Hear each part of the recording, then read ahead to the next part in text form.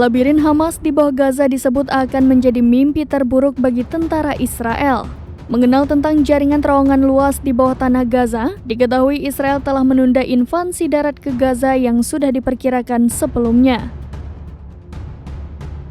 Hal itu lantaran bahaya perang perkotaan dan jaringan terowongan Hamas yang mengancam bahkan menyeret pasukan Israel ke dalam rawa. Hal itu dinilai akan memberikan dampak buruk terhadap reputasi pasukan pertahanan Israel. Ada beberapa faktor yang membuat Israel ragu untuk melakukan operasi darat di Gaza. Pertama, para pensiunan pejabat tinggi Amerika Serikat telah memberikan peringatan agar Israel berpikir dua kali untuk melancarkan serangan darat ke Gaza.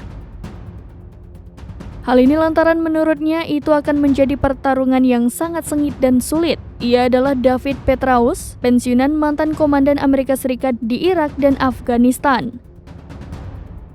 Ia mengatakan bahwa ada terowongan yang di dalamnya akan ada ruangan yang memiliki alat peledak rakitan, sehingga kerugian warga sipil tidak bisa dihindari dan kerugian besar di pihak Israel juga akan terjadi. Selain itu, sentimen komandan itu juga digaungkan oleh Presiden Biden yang memperingatkan Tel Aviv untuk tidak mengulangi kesalahan Amerika setelah serangan teror 9/11.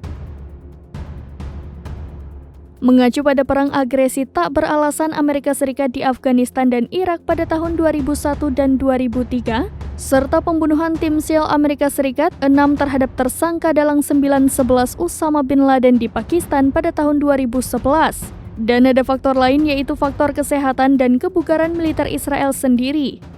Hal ini dikarenakan jika akan melakukan serangan jalur darat maka IDF harus melawan sekiranya 30.000 pejuang Hamas. Seperti yang ditunjukkan dalam analisis tahun 2021 oleh Modern War Institute di West Point.